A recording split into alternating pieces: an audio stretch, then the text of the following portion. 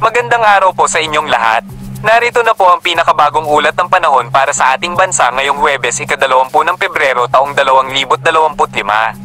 Mga sistema ng panahon na nakakaapekto sa Pilipinas.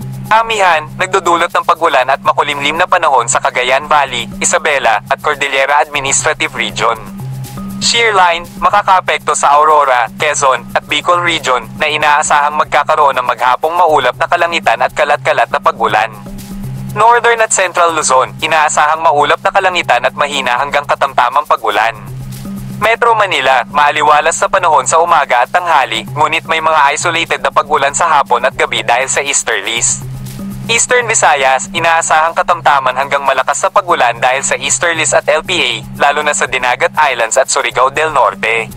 Visayas at Mindanao, posibleng pag-ulan lalo na sa hapon at gabi dahil sa pinagsamang epekto ng LPA at easterlies.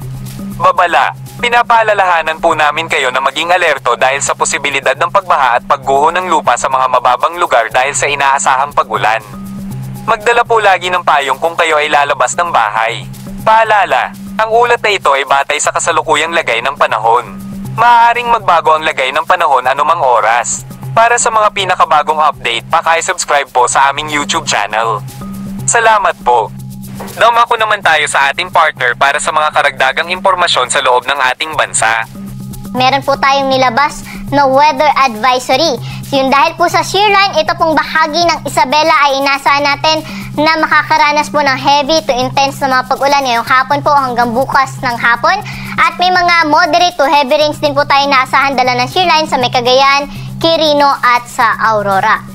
Dahil naman sa easterlies, may moderate to heavy rains or around 50 to 100 mm of rainfall po tayong naasahan sa bahagi ng Catanduanes, Albay, Sorsogon, Northern Samar, Eastern Samar, Biliran, Leyte, Southern Leyte, Dinagat Islands at Surigao del Norte.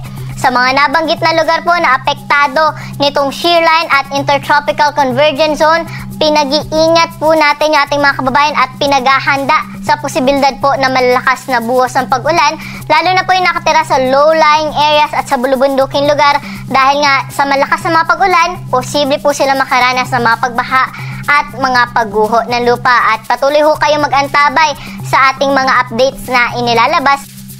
Pagdating naman po ng Biyernes ng hapon or bukas ng hapon, ito pong bahagi po ng Isabela, Aurora, Quezon, Camarines Norte o halos buong bahagi po ng Bicol Region, Marinduque, Oriental Mindoro at buong bahagi po ng Eastern Visayas, Dinagat Islands at Surigao del Norte ay makakaranas pa rin po ng moderate to heavy na mga pag-ulan. Kaya po pinag-iingat pa rin po natin yung ating mga kababayan sa mga nabanggit na lugar.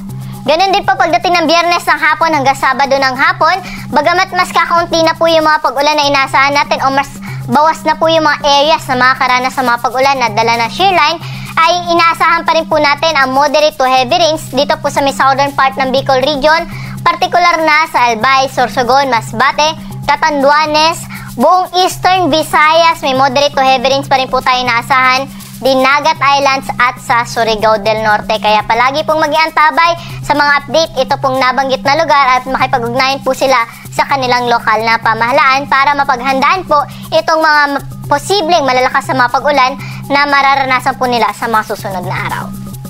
Para po sa magiging lagay ng ating panahon, dahil sa epekto ng shear line, ito pong bahagi ng Aurora, Quezon, pati na rin ang Bicol Region ay makakaranas po na maghapong maulap na kalangitan na may kalat-kalat na mga pag-ulan, mga pagkidlat at pagkulog. At sa may bahagi po ng Cagayan Valley or particular na sa may mainland Cagayan, pati na rin po sa Isabela, inaasahan din po natin ang makulimlim na panahon. Ganun din sa bahagi po ng Cordillera Administrative Region. Makulimlim ang panahon na inaasahan sa mga nabanggit na lugar at may kasamang may hina hanggang sa katamtaman ng mga pag-ulan, dala rin ng amihan. Sa nalalabing bahagi ng Northern at Central Luzon ay generally maulap po rin ang kalangitan. Medyo makulimlim din po ang panahon, ngunit ang mga pag-ulan lamang ay may hina lamang o mga pag-ambon, dala rin ito ng amihan. Dito na po sa atin sa Kamaynilaan, pati na rin sa ibang bahagi pa ng Luzon, maaliwalas pa rin po yung ating umaga hanggang tanghali. Hapon at gabi maging handa pa rin sa posibilidad ng mga saglitang buhos ng mga pag-ulan, dala rin po ito ng easterlies. Temperatura natin dito sa Kamaynilaan ay nasa around 23 to 30 degrees Celsius. Sa mga pupunta ng Baguio City, 15 to 22 degrees. At sa mga pupunta rin po sa Tagaytay ay nasa around 22 to 29 degrees Celsius. Sa Luwag naman, 24 to 30 degrees agwat ng temperatura at sa Tugigaraw, 22 to 28 degrees Celsius. Dahil nga maulan din sa Legazpi, nasa around 25 to 28 degrees lamang yung agwat ng temperatura. Sa may Palawan naman at or particular na sa Puerto Princesa at sa Kalayaan Islands, nasa around 32 degrees ang maximum temperature. Sa mga kababayan naman po natin sa Kabisayaan, lalo na po dito sa may Eastern Visayas, inaasahan pa rin po natin dyan yung may hina hanggang sa pantaman kung minsan malakas na bugso ng pag-ulan. Dala po ito ng easterlies, kaya doble ingat pa rin po sa ating mga kababayan dyan. At ganoon din po sa may bahagi ng Dinagat Islands at Surigao del Norte, may inaasahan rin po tayo mga posibleng malalakas na mga buhos ng pag-ulan.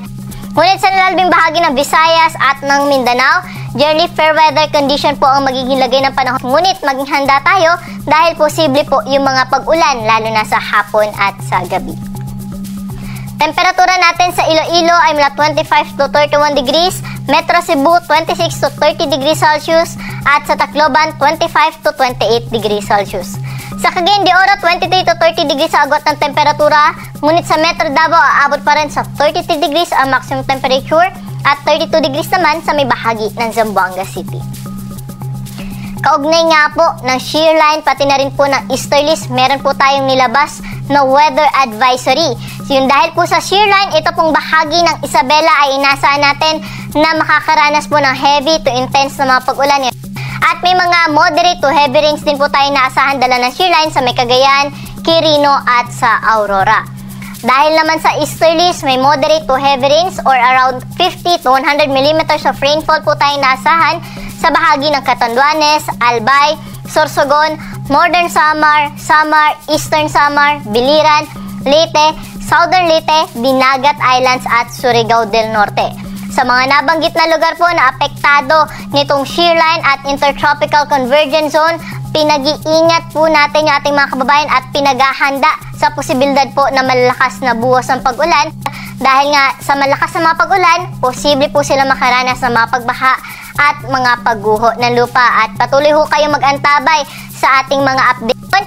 Ito pong bahagi po ng Isabela, Aurora, Quezon, Camarines Norte o halos buong bahagi po ng Bicol Region, Marinduque, Oriental Mindoro at buong bahagi rin po ng Eastern Visayas, Dinagat Islands at Surigao del Norte ay makakaranas pa rin po ng moderate to heavy na mga pag-ulan. Kaya po pinag-iingat pa rin po natin yung ating mga kababayan sa mga nabanggit na lugar. Ganun din po pagdating ng Biyernes ng hapon hanggang Sabado ng hapon, bagamat mas kakaunti na po yung mga pag-ulan na inaasahan natin o mas bawas na po yung mga areas na makakaranas sa mga pag-ulan na dala ng shear line, ay inaasahan pa rin po natin ang moderate to heavy rains dito po sa may southern part ng Bicol Region, partikular na sa Albay, Sorsogon, Masbate, Catanduanes, buong Eastern Visayas, may moderate to heavy rains pa rin po tayo inaasahan, Dinagat Islands at sa Surigao del Norte. Kaya palagi pong mag-iantabay sa mga update ito pong nabanggit na lugar at makipag-ugnayan po sila sa kanilang lokal na pamahalaan para mapaghandaan po itong mga posibleng malalakas na mga pag-ulan na mararanasan po nila sa mga susunod na araw.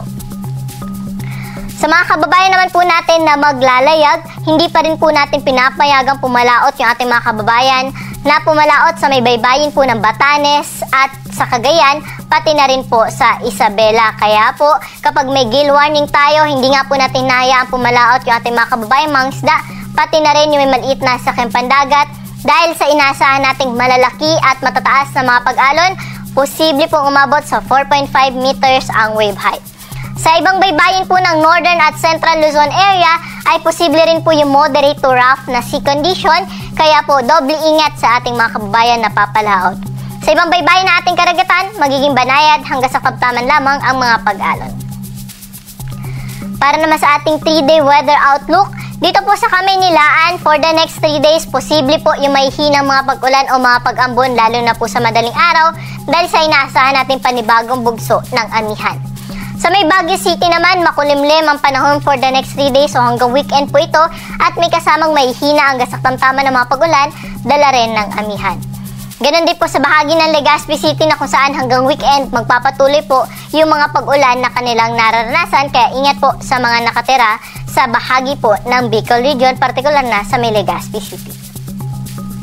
Sa Kabisayaan naman po, dahil sa epekto nitong shear line ay inaasahan po natin na hanggang Sabado magiging maulan ang buong bahagi po ng Kabisayaan, at pagdating ng Linggo, improving weather condition nasa natin sa Metro Cebu pati na rin sa Iloilo, pero sa Tacloban o sa Eastern Visayas ay may mga light to moderate to the times heavy rains pa rin po tayong inaasahan, dala pa rin po ito ng shear line.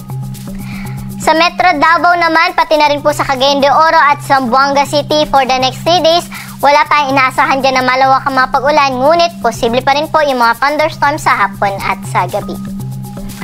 At ang araw po natin dito sa Kamaynilaan ay lulubog sa 6:02 ng gabi at muli po itong sisikat sa 6:18 ng umaga.